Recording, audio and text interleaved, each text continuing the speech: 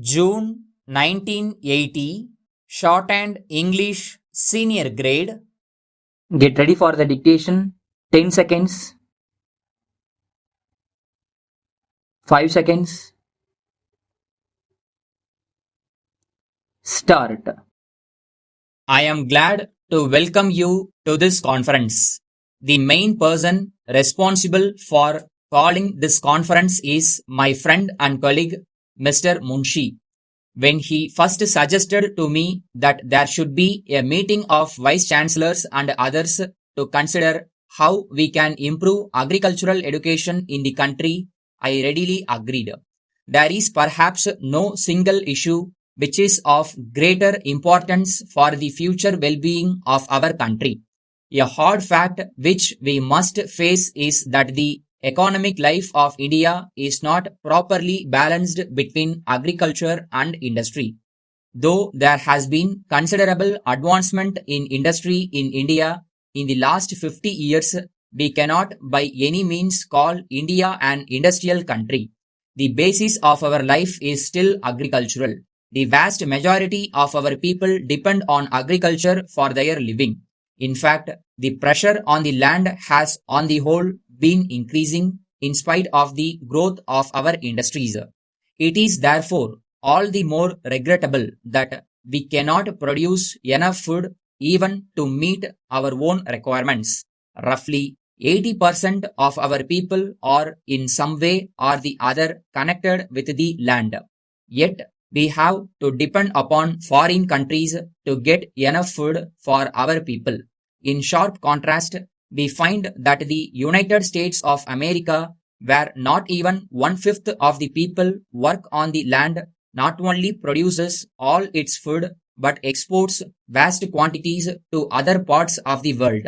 We must therefore ask ourselves the reason why, with 4/5 of our people on the land, we are still deficit in food supply, whereas other countries which do not use even 1/5 of their manpower for the production of food or surplus areas.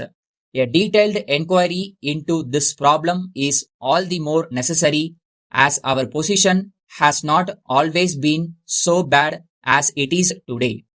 Till some years ago, we have in fact been exporting wheat and other food grains.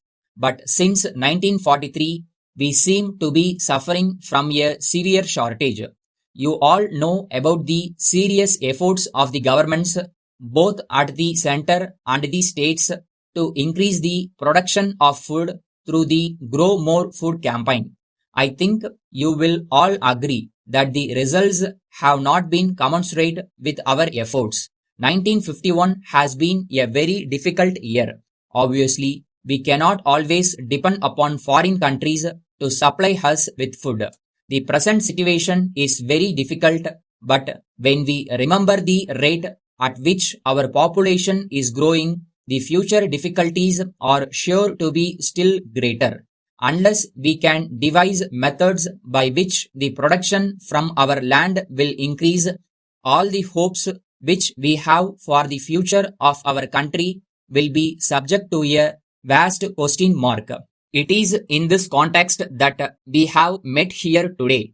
As educationists whose business is to train the people of the country, it is our duty to suggest methods by which we can overcome the threat of severe food shortage. We know that the average yield of our land is one of the poorest in the world. This is so in spite of the fact that the quality of our soil is one of the best. The only explanation is that our methods of agriculture are not fully effective. We must therefore think in terms of a change in our agricultural methods. This can be achieved only if our agricultural education is revised. I think you will all agree with this.